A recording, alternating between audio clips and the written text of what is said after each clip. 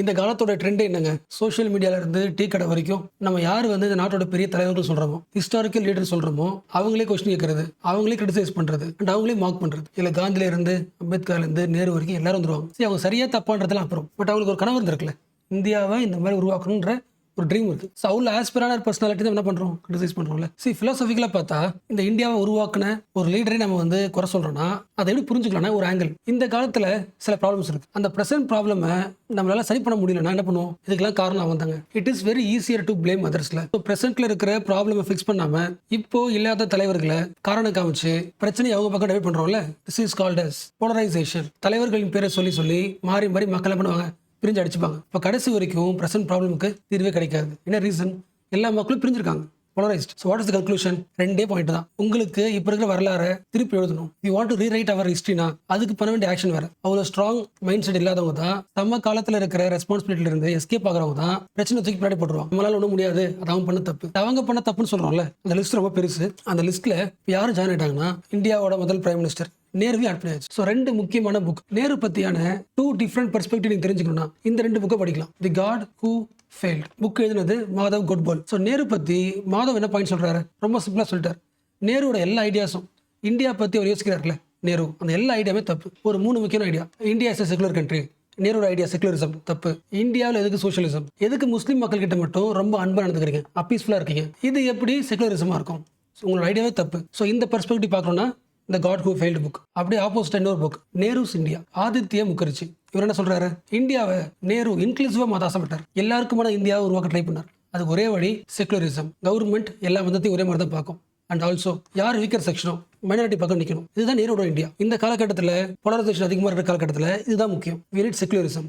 அதை வந்து அந்த காலகட்டத்திலே பண்ணது யாரு? நேரு. ஆக்சுவலாக இன்னொரு முக்கியமான பாயிண்ட், செகுலரிசம் ஐடியா இப்போ எவ்வளோ முக்கியமோ அதோட மோஸ்ட் இம்பார்ட்டன்ட் 1947-50 டைம்ல. என்ன ரீசன்? இந்தியா ரெண்டா பிரியுது, பார்ட்டிஷன், பயங்கரமான கலவரம், பார்டர் முழுக்க டெட் பாடிஸ் தான். பார்டர் முழுக்க டெட் பாடிஸ். இந்தியாவில் வாழ முடியாமல் நிறைய பேர் என்ன ஆகுறாங்க, லட்சக்கணக்கான மக்கள் டிஸ்பிளேஸ் ஆகுறாங்க, பாகிஸ்தான் போறாங்க. அப்போ இந்த டைம்ல ஒரு பிரைம் மினிஸ்டர் என்ன பேசணும்? நம்ம இந்தியா எல்லாருக்குமான இந்தியா. நீங்க எந்த ரிலிஜன் வேணா இருக்கலாம், எந்த கேஸ்ட் வேணா இருக்கலாம்.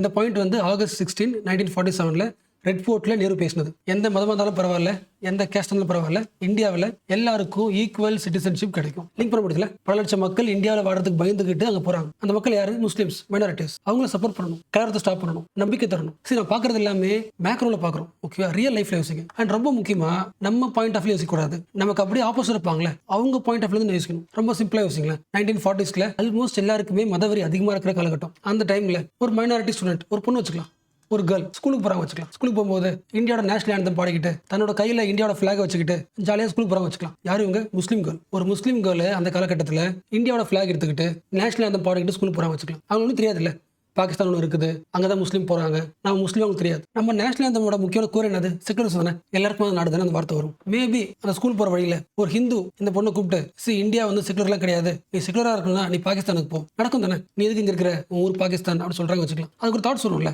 அப்போ அது மைண்ட் என்ன யோசிக்கும்? அப்போ அந்த டைம்ல அது ஃபீல் பண்ணும்போது இந்த இந்தியாவோட தலைவர் ரெட் ஃபோர்ட் எடுத்துக்கிட்டு, நீங்க எந்த ரிலிஜன் வேணா இருக்கலாம், நீங்க எல்லாருமே இந்தியாவோட சிட்டிசன் தான், உங்களுக்கு எல்லா ரைட்ஸுமே உண்டு அப்படின்னு சொல்லும்போது எவ்வளவு பெரிய தன்னம்பிக்கை இந்த பொண்ணுக்கு வரும். ஸோ தலைவர்கள் செகுலரிசமா இருக்கிறது எவ்வளவு பெரிய ஹோப் அந்த கேர்ள் கொடுத்துருக்கும். இதான் மைக்ரோ லைஃப். இப்போ வரைக்கும் பார்க்கறோம்ல, யோசிக்க முடியுதா?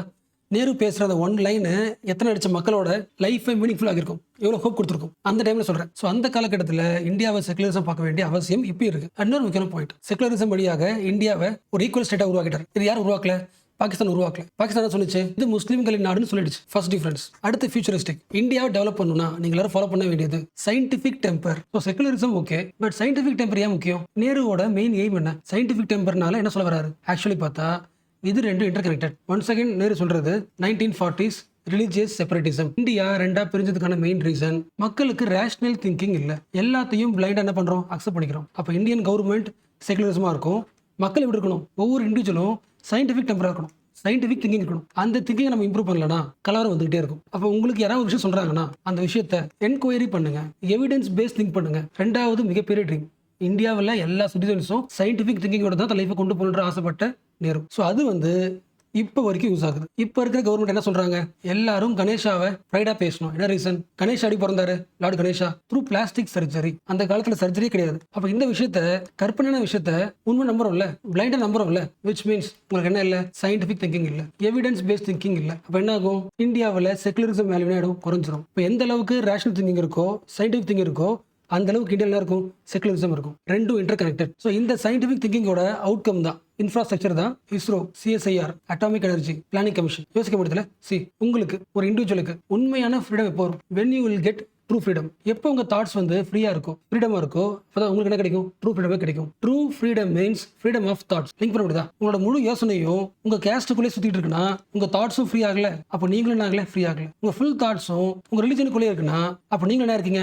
அரெஸ்ட் ஆயிருக்கீங்க. அதோட எக்ஸ்டென்ஷன் தான் COVID-19 டைம்ல கவு டங் யூஸ் பண்ணலாம், கவு யூரின் யூஸ் பண்ணலாம் சொன்னாங்கல்ல. அதுக்கு main reason no freedom of thoughts. So இது வரைக்கும் பார்த்தது வந்து ஒரு சின்ன கான்ட்ரிபியூஷன் தான், இந்தியாவுக்கு அவர் பண்ண ஒரு மைனர் கான்ட்ரிபியூஷன் தான். இதோட முக்கியமானது ஃபேபியன் சோஷியலிசம். இந்தியாவுக்கு ஏற்ற மாதிரி சோஷியலிஸ்ட் தான் பண்ணலாம், மாடிஃபை பண்ணி உருவாக்க முடியும். அந்த ஃபேபியன் சோஷியலிஸ்டோட எக்ஸ்டென்ஷன் தான் 100 நாள் திட்டம், 100 நாள் வேலை திட்டம், right to education, ration shops. So what is Fabian socialism? Mixed economy. ஒரு ஊர்ல கேபிட்டலிசமும் இருக்கலாம், அட் தி சேம் டைம் பேரலா கவர்மெண்ட் சோஷியல் ஒர்க்கும் பண்ணலாம், இன்இக்வாலிட்டி சரி பண்ணிட்டே இருக்கலாம். ரெண்டு பேருமே சேர்ந்து சொசைட்டி உருவாக்க முடியும். ஸோ ஒரு அளவுக்கு நேருவோட விஷனை யோசிக்க முடியுதா? நீங்க எந்த ரிலிஜன் வேணா இருக்கலாம், எல்லாருமே ஈக்குவல் தான் சொன்ன நேரு எங்க?